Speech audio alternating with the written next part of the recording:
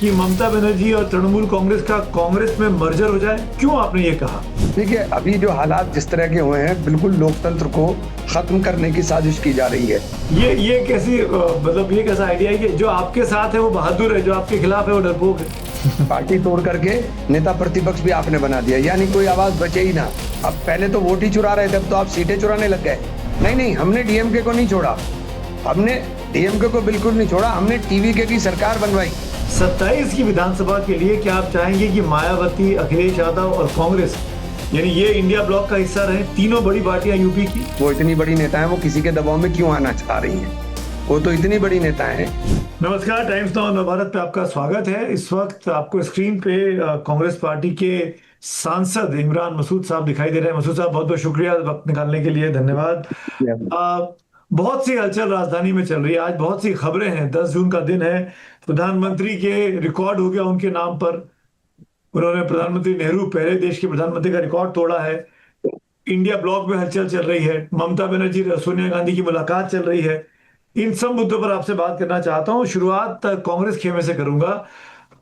एक बयान मैंने देखा इमरान भाई आपका, क्या आप वाकई में दिल से चाहते हैं कि ममता बनर्जी और तृणमूल कांग्रेस का कांग्रेस में मर्जर हो जाए? क्यों आपने ये कहा?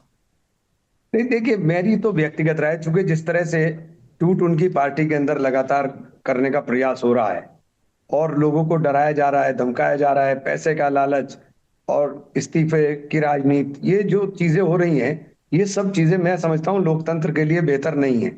और इस वक्त के माहौल में और हालात के अंदर जिस तरह से राहुल जी मजबूती के साथ लड़ने का काम कर रहे हैं, तो राहुल जी को मजबूत कर करके इस लड़ाई को हम लोग पार पा सकते हैं। मेरी व्यक्तिगत सोच है, मेरा कोई इसमें वो नहीं है कि मैंने किसी से बात की है, मेरा अपना सोच है। नहीं तो इस बाबत आपकी बात हुई है पार्टी में, अंदर अंदरूनी खामे खेमे में? नहीं नहीं नहीं नहीं नहीं, मेरी मेरी बात नहीं है। मैंने अपनी जो मेरे मेरे दिमाग में चल रहा था, मैंने वो बताया, क्योंकि फिर उसके बाद ये सब ब्रेक लग जाएगा। 130 पे 35 पर तोड़ना बहुत, 40 पर तोड़ना मुश्किल हो जाएगा। अभी तो ये आसान तो, दिखाई दे। अभी जब मैं आपसे बात कर रहा हूँ इमरान भाई, खबर ये भी आ रही है कि अभिषेक बनर्जी राहुल गांधी जी से मिल रहे हैं। वो मुलाकात भी इंडिविजुअल लेवल पे चल रही है। इसको आप कैसे देखते हैं? देखिए, अभी जो हालात जिस तरह के हुए हैं, बिल्कुल लोकतंत्र को खत्म करने की साजिश की जा रही है। लोकतंत्र को एकदम खत्म किया जा रहा है। तो उस सूरत के अंदर राहुल जी की और उनकी मीटिंग हो रही है। मैं समझता हूँ ये सब चीजें बहुत बेहतर हैं। सुष्मिता देव जी के बारे में खबर आई, जो पुरानी कांग्रेसी थी, वो आज टीएमसी छोड़कर बीजेपी में शामिल हो रही हैं। हेमंत बिस्वा शर्मा से मिली हैं अब असम। ये मैं बता रहा हूं ना कि ये तो लोकतंत्र को बचाने की लड़ाई है। इस लड़ाई में जो बहादुर हैं वो लड़ेंगे। या तो हम शहीद होंगे, या तो पार पाएंगे। दो ही रास्ते हैं। ये कैसी मतलब ये कैसा आइडिया है कि जो आपके साथ है वो बहादुर है, जो आपके खिलाफ है वो डरपोक है? ये आप कैसे? देखिए, जिस आइडियोलॉजी के साथ आपने कमिटेड होकर के काम किया और एकदम विपरीत धारा के अंदर आप जा रहे हो, और जैसे ही सरकार हटी वैसे जा रहे हो, तो इसको क्या समझा जाए? इसको यही समझा जाएगा, और क्या समझा जाएगा? आप, जब जब टीएमसी टूटी गई है, लगभग विधायकों में तोड़ है, सांसदों में टूट है, तो अब कैसे ममता बनर्जी मर्ज कर पाएंगी? अब तो पार्टी का फ्रैक्शन कम ही हो गया ना, अब 30-35 का खेमा कहाँ बचा वो? देखिए, अभी कहाँ, अभी तो कोई लेटर, अभी तक तो जो मेरी जानकारी है, स्पीकर साहब के पास भी कोई लेटर नहीं गया। कुछ लोगों के नाम फर्जी तरीके से, क्योंकि मैं कीर्ति आजाद साहब को सुन रहा था, उनका भी नाम था, शत्रुघ्न सिन्हा साहब का बारे में वो बता रहे थे। तो ये सब कयास आराइयां हैं। अभी कोई ऐसी वो तो है नहीं। अब आप देखिए, बंगाल के अंदर विपक्ष भी इनको अपना ही चाहिए।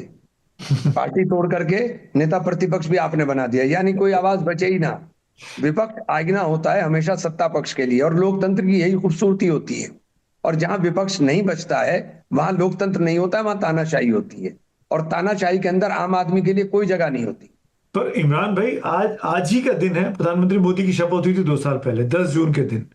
आज ही उनका रिकॉर्ड उनके नाम पे हो रहा है कि वो निर्वाचित प्रधानमंत्री के तौर पर नंबर 1 पर आ गए हैं। नेहरू जी का रिकॉर्ड उन्होंने तोड़ दिया। 4399वां दिन है उनका, और आज ही आप देखिए इस तरह के इल्जाम उन पे लगा रहे हैं, क्योंकि ये तमाम सांसद जो हैं ये अपनी मर्जी से जा रहे हैं। काकोली जी देखिए, मैं 35 साल से मैं थी, वो जा रही हैं। शताब्दी मैं जी मैं 17 साल इल्जाम नहीं लगा रहा हूं। मैं इल्जाम नहीं लगा रहा हूं, दिखाई दे रहा है। दिखाई दे रहा है, मैं इल्जाम नहीं लगा रहा हूं। मध्य प्रदेश में क्या हो रहा है? आप अब पहले तो वोट ही चुरा रहे थे, अब तो आप सीटें चुराने लग गए। जीती हुई सीट कांग्रेस की आप नॉमिनेशन कर देंगे। तो क्या क्या कर रहे हैं आप? फिर इलेक्शन कमीशन के अंदर ये कुर्सी डलवा दीजिए कि जो बीजेपी कार्यालय से पर्ची लाएगा उसको जीत का सर्टिफिकेट मिल जाएगा, फिर बचेगा क्या? नहीं, पर इसी में तो आपकी सरकार भी तो बनी ना केरल में। आप कैसे कह सकते हैं चुनाव आयोग पूरी तरीके से खराब है? देखिए केरल में आप केरल बना में, लेते हैं, टीवीके के केरल साथ में आप अपना अलायंस डम कर देखिए देते हैं डीएमके का, देखिए वहां सरकार बना देखिए लेते हैं तमिलनाडु में। देखिए केरल में तो इनके पास स्पेस ही नहीं था। केरल में करते क्या? केरल में तो स्पेस ही नहीं है। दिखाने के लिए तो सब चीजें चाहिए ना। तो केरल में तो स्पेस ही नहीं है इनके पास। तमिलनाडु में तो था, तमिलनाडु में तो अलायंस कर रहे तमिलनाडु थे में क्या तो। स्पेस था इनके पास? अब इन्होंने तमिलनाडु के अंदर क्या कर दिया? अपने प्रेसिडेंट का इस्तीफा कराया, दूसरी पार्टी बनवाएंगे, और वहां पूरी पॉलिटिक्स को, दूसरे द्रविड़ पॉलिटिक्स को बिल्कुल नेस्ता नाबूद करने की तैयारी है वहां उनकी। तो ये भाई, मैं इसलिए कह रहा हूँ इमरान भाई, आप राजनीतिक आदमी हैं। कांग्रेस पार्टी डीएमके को छोड़ दे चुनाव के ठीक बाद, जो आपका इतना पुराना साथी था, और आप क्या टीवीके के हमने साथ डीएमके चले को नहीं जाए, छोड़ा? देखिए ये कहां से हमने जाए? डीएम नहीं नहीं, हमने डीएमके को नहीं छोड़ा। हमने डीएमके को बिल्कुल नहीं छोड़ा, हमने टीवीके की सरकार बनवाई। क्योंकि सरकार वहां पर भाजपा के समर्थन से ना बने, और सरकार उस विचारधारा की बने जो विचारधारा महात्मा गांधी के, बाबा साहेब भीमराव अम्बेडकर की है। उस विचारधारा की सरकार बनाने के लिए हमने समर्थन दिया। डीएमके सरकार तो बना नहीं पा रही थी, तो सरकार हमने इसलिए वो क्या किया, बीजेपी कोई खेल ना खेल पाए, इसलिए कांग्रेस ने स्मार्ट मूव किया। हमने डीएमके को बिल्कुल नहीं छोड़ा। हमने मगर तो डीएमके का बहुत बुरे वक्त में साथ दिया हमेशा। नहीं, पर डीएमके कहाँ इंडिया अलायंस की मीटिंग में आया परसों? कहाँ बुलाया आपने ये उनको? ये ये उनका फैसला है, ये उनका फिर फैसला है, आपने लेकिन बुलाया हमने भी नहीं नहीं, छोड़ा। कांग्रेस पार्टी ने बुलाया भी नहीं, अखिलेश नहीं नहीं, यादव ने हमने बुलाया, उनको नहीं उसने छोड़ा। बोला। नहीं, हमने उनको नहीं छोड़ा। हमने उनको नहीं छोड़ा, ये उनका फैसला है। हमने बिल्कुल नहीं छोड़ा। उस दिन इंडिया ब्लॉक की मीटिंग में तमाम अखबार रिपोर्ट कर रहे हैं कि अखिलेश यादव ने कहा कि हमने क्यों अलायंस छोड़ लिया। शरद पवार, सुप्रिया सुले ने कहा कि क्यों अलायंस छोड़ दिया। शिबू सोरेन ने कहा कि क्यों अलायंस, हेमंत सोरेन ने कहा क्यों अलायंस छोड़ दिया। नहीं, तो ये अलायंस उन्होंने छोड़ा है, हमने तो नहीं तोड़ा उनको। हमने बिल्कुल भी नहीं छोड़ा। पर आप साथ में कहाँ है? राहुल गांधी की कोई तस्वीर स्टालिन जी के साथ कहाँ दिखाई दे रही है चुनाव के देखिए बाद? हमने तो डीएमके को उस वक्त भी सपोर्ट किया जब हमें और उन्होंने हमें वहां कुछ दिया नहीं। हमने उसके बावजूद सपोर्ट किया कि उन्होंने हमें स्टेट में कोई रिप्रेजेंटेशन नहीं दिया। तो हमारे ऊपर तो ये इल्जाम सरासर गलत है। अब सरकार आप बनाने की स्थिति में नहीं है, जनादेश आपके पास नहीं बन पाया, तो उसके अंदर हमारा दोष नहीं है ना। मैं आपको बताऊं, जैसे कि आंध्र प्रदेश में दोनों, जगन मोहन रेड्डी भी बीजेपी के साथ है, चंद्रबाबू नायडू भी बीजेपी के साथ है, दोनों वहां ध्रुव विरोधी हैं। तो क्या ये फॉर्मूला तमिलनाडु में कांग्रेस नहीं कर सकती थी कि डीएमके अलायंस दिल्ली में चलता रहे आपके इंडिया ब्लॉक में, और टीवीके के साथ आपकी सरकार वहां चलती रहे? हमने कब ये मना क्यों नहीं किया? किया आपने? हमने नहीं मना किया।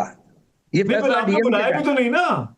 नहीं, ये फैसला डीएमके का है। देखिए मुझे उसकी जानकारी नहीं है, तो मैं इसलिए नहीं बोल सकता। मुझे जो ऊपर से जानकारी है, हमने डीएमके को नहीं छोड़ा, डीएमके ने हमको छोड़ा। हमने तो एक भी, आप बताइए हमारे किस नेता ने उनके खिलाफ बयान दिया? किसी ने भी नहीं दिया। हाँ, किसी ने बयान तो नहीं दिया, बस इतना जी। कहा कि हम विजय की सरकार बनाएंगे। हाँ, हमारा तो सिर्फ यही स्टैंड है कि हम अपनी समान विचारधारा के लोगों की सरकार बनाएंगे।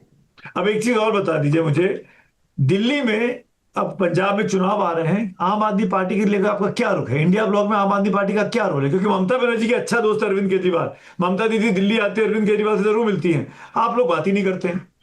नहीं, तो ये तय उनको करना है। ये तो उनको तय करना है। किन ये को? हमें क्या तय करना है? ये तो आम आदमी पार्टी को तय करना है कि वो इंडिया ब्लॉक में है कि नहीं है। ये हमें थोड़ी तय करना है। नहीं, जैसे आपने इच्छा जताई टीएमसी का मर्जर हो जाए कांग्रेस में, ऐसे आप चाहेंगे आम आदमी पार्टी इंडिया ब्लॉक में आए? देखिए मैं तो आप उनको बुलाएं? मेरा आपकी क्या इच्छा है इमरान मसूद की? देखिए मेरी मेरी अगर आप व्यक्तिगत बात समझें, तो जो देश के अंदर माहौल बना हुआ है, उस माहौल में एकजुटता जरूरी है, और एक साथ होकर ही इनसे पार पाया जा सकता है।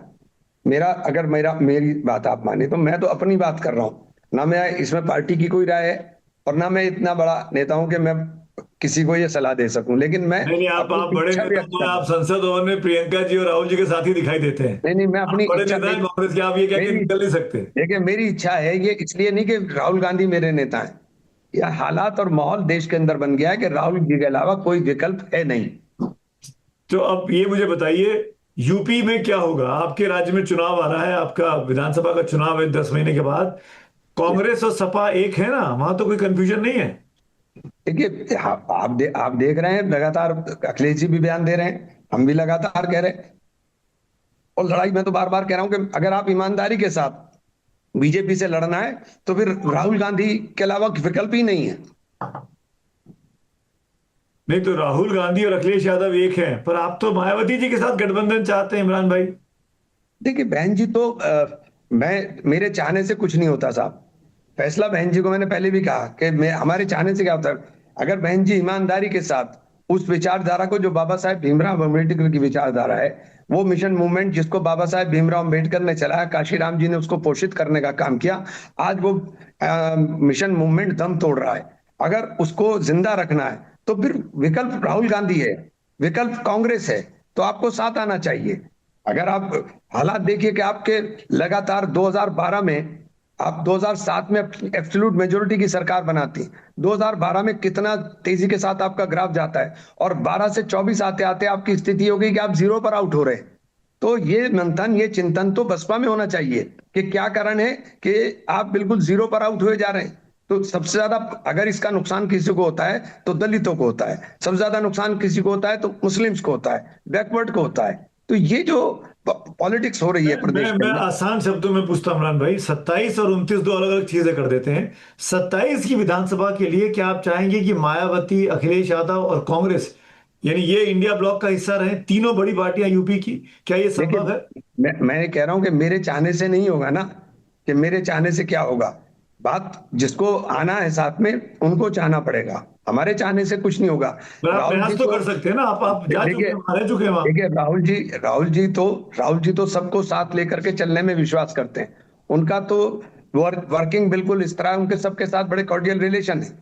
इमरान भाई, राहुल गांधी तो नेता बनेंगे लोकसभा के लिए ना, यूपी का चुनाव में तो अखिलेश यादव नेता होंगे, मायावती जी को उनको एक्सेप्ट करना पड़ेगा।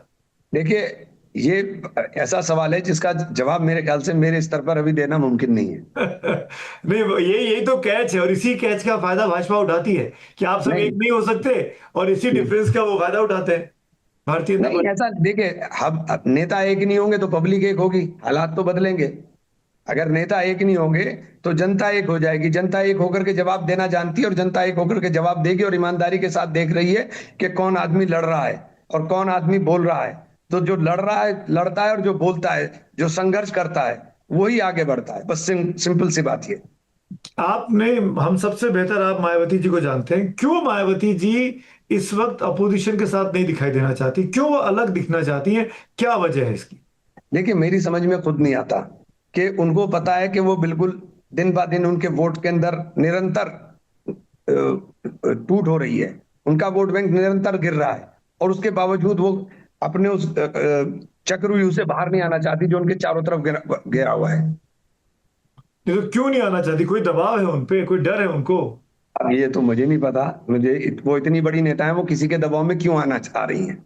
वो तो इतनी बड़ी नेता है कि उनको किसी के दबाव में आना ही नहीं चाहिए। क्यों आ रही है दबाव में अगर क्या वो दबाव है? बीजेपी के साथ मिली हुई है, ऐसा आपको शक है, या किसी को भी? देखिए मेरा मेरा शक नहीं। अगर आप ईमानदारी के साथ उस मिशन मूवमेंट को बचाना चाहते हैं तो बीजेपी की विचारधारा से वो मिशन मूवमेंट मेल नहीं खाता।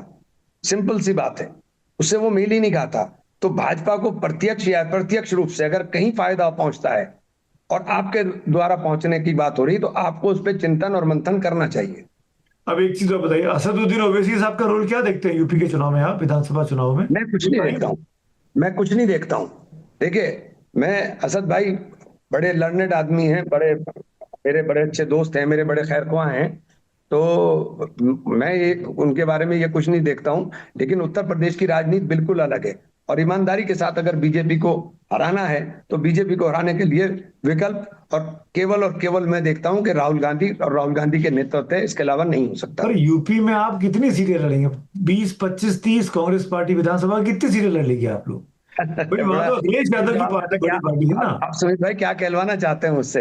नहीं नहीं, मैं पूछना चाह रहा हूँ कि आप बार बार राहुल जी का नाम ले रहे हैं, राहुल जी लोकसभा के लिए अच्छा नेता हो सकते हैं कि मोदी जी को टक्कर दे रहे हैं, पर देश में, विधानसभा में तो अखिलेश, अखिलेश के नाम पे आप चुनाव लड़ेंगे ना, मुख्यमंत्री तो अखिलेश ही बनेंगे, देखिए राहुल गांधी थोड़ी देश में, बनेंगे। आज लड़ाई केवल प्रदेश की बची नहीं। आज लड़ाई तो देश में लोकतंत्र बचाने की है। आज लड़ाई देश में इस बात की नहीं बची कि कौन से प्रदेश में चुनाव हो रहा है। आज लड़ाई देश के अंदर लोकतंत्र को बचाने की है, और लोकतंत्र के बचाने की उस लड़ाई के बाद जो ध्वजवाहक हैं वो राहुल गांधी हैं। नहीं, पर फिर वही बात, यूपी में मुख्यमंत्री बनेंगे राहुल गांधी? नहीं नहीं नहीं नहीं, फिर कभी भी नहीं, कभी भी नहीं।